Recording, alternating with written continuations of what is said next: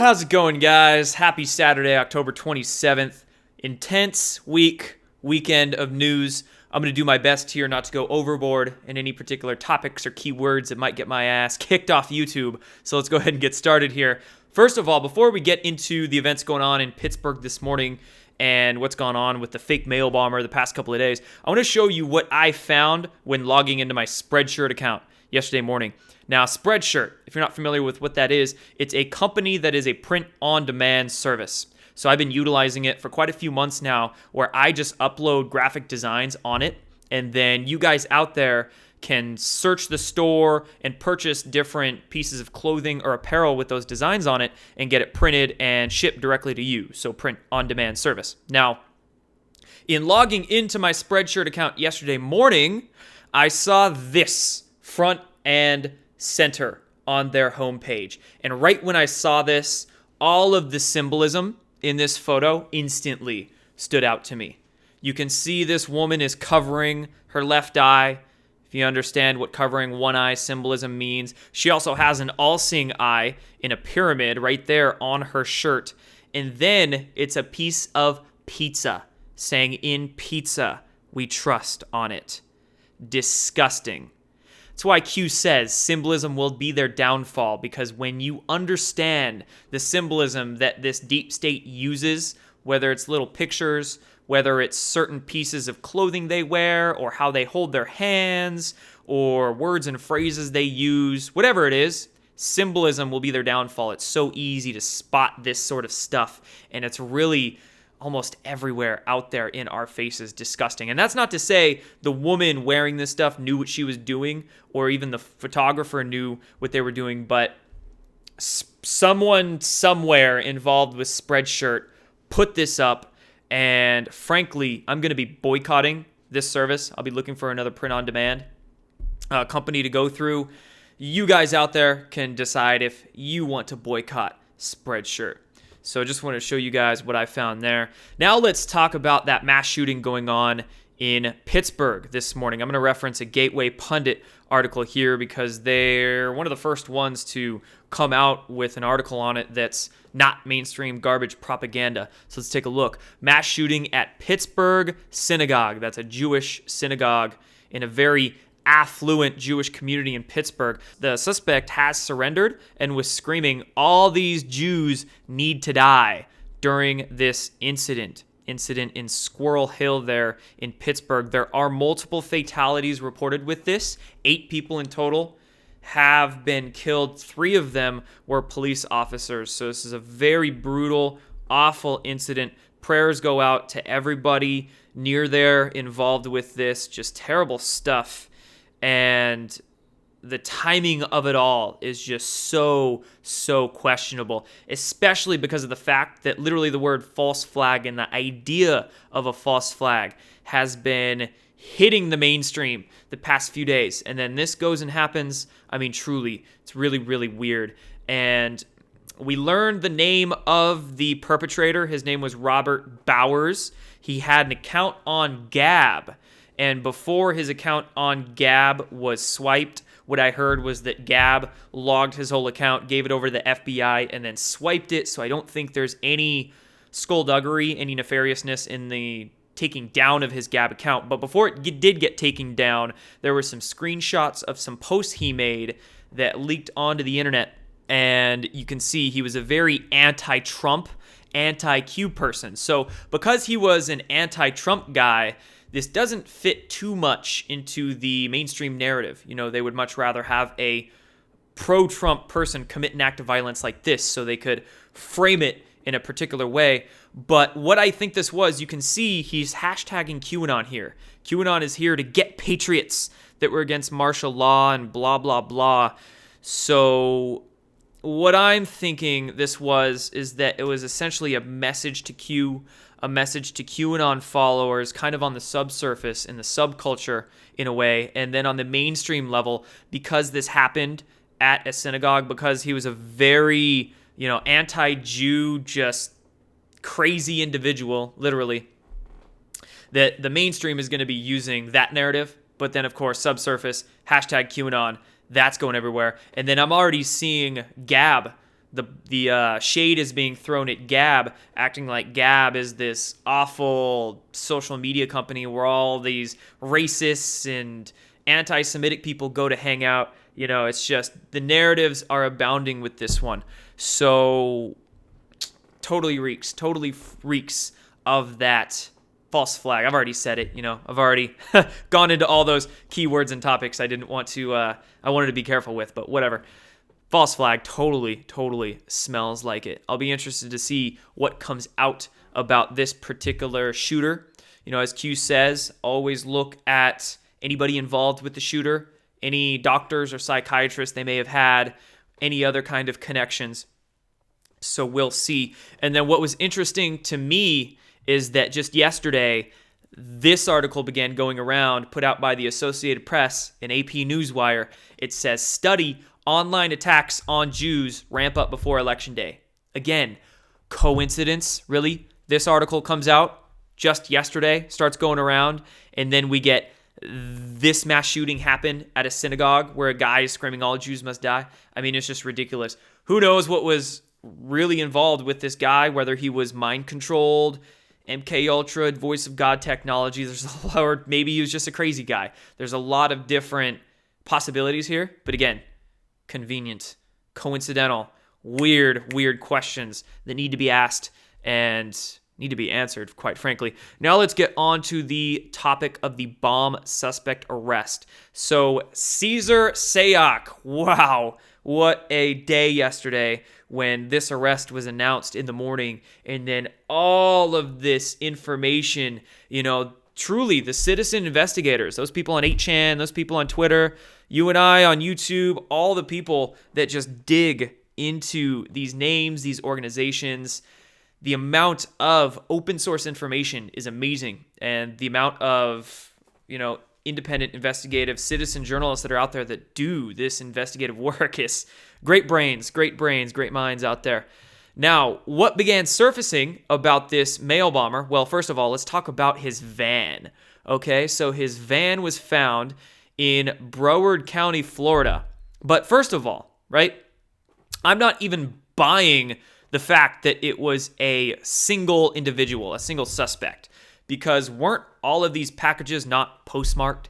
And didn't like 6 or 7 packages turn up at different spots across the country just the other day? So how the heck did one dude not postmarked, so that means not mailed, any of these packages, but they all showed up at the exact same time at all these different spots? See what I'm saying? So I'm not buying this in the first place.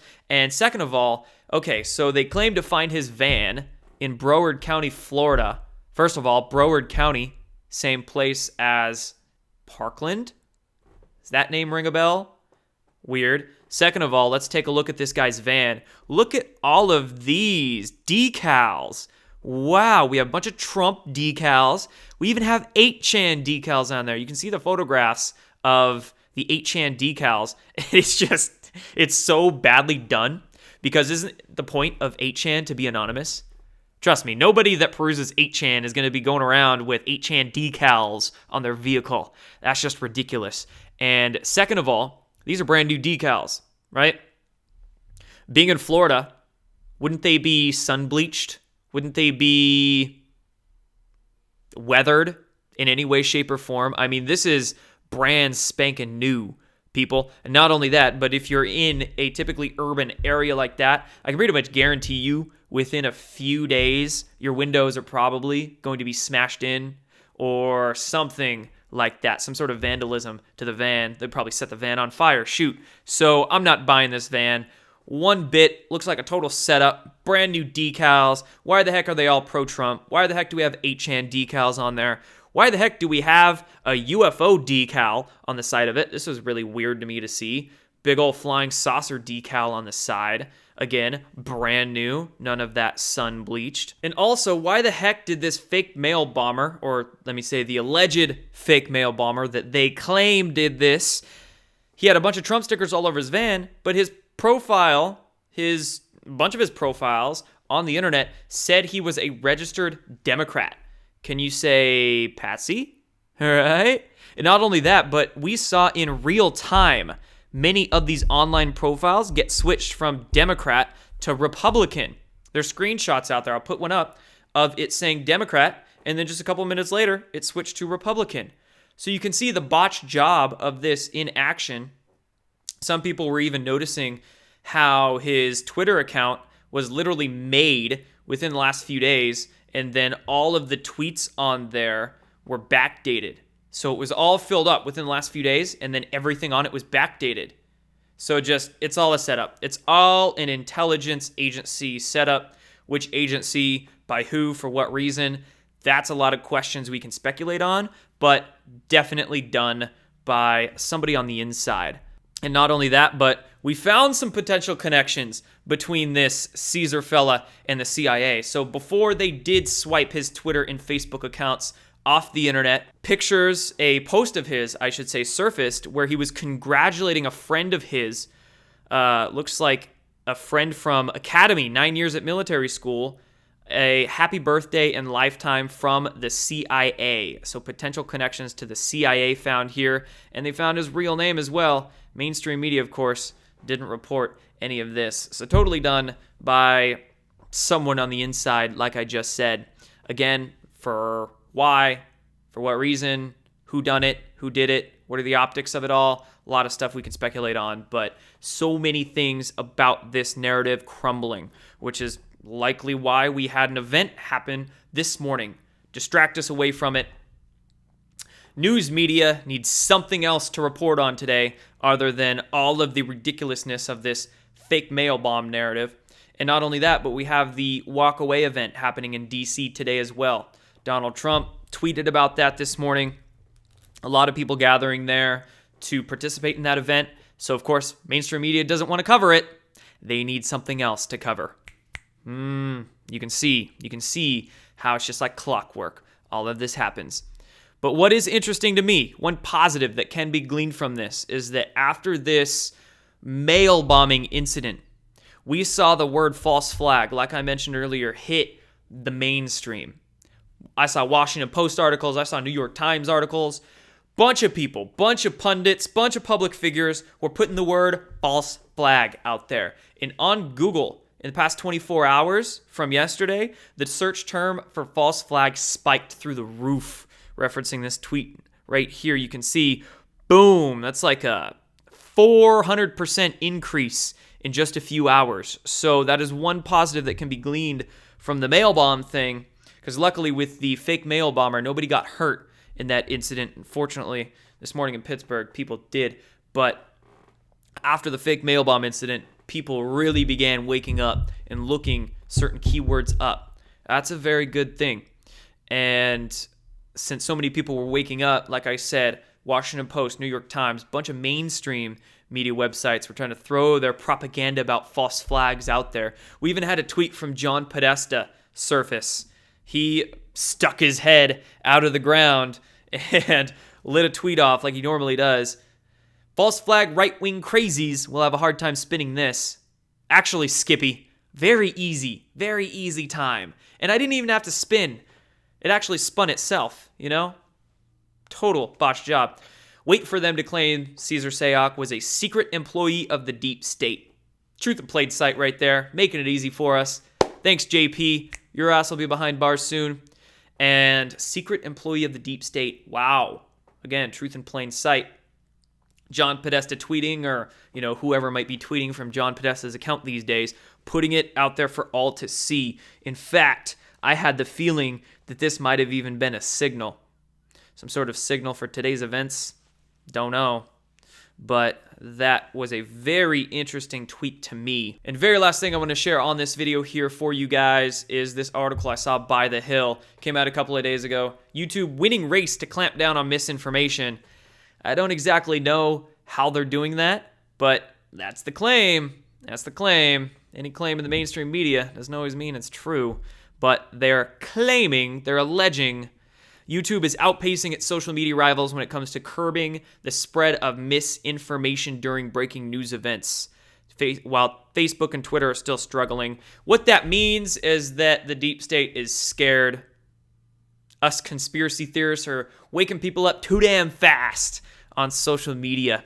So they're trying to, of course, discredit it all, call it misinformation. Hoaxes! The claims of hoaxes have run rampant, they say here. Nonsense. Can't stop the Great Awakening, guys. Cannot stop it, no matter what they do. All this going on today, all this going on this week is desperation at its finest. This means we are truly near the end, and I think over the next week and a half until midterms, it's going to be a very rocky road, so be safe. Be safe out there, everybody. Meditate, pray, ground yourself, share information that you find is true, is factual, that you verify, but also that will help wake your friends and family up. I think the rest of 2018 is going to be intense, but I think it will end up being glorious, and 2019 is going to be the year of our lives. I do believe that. Thank you, everybody. Again, be safe out there. I'll be seeing you soon.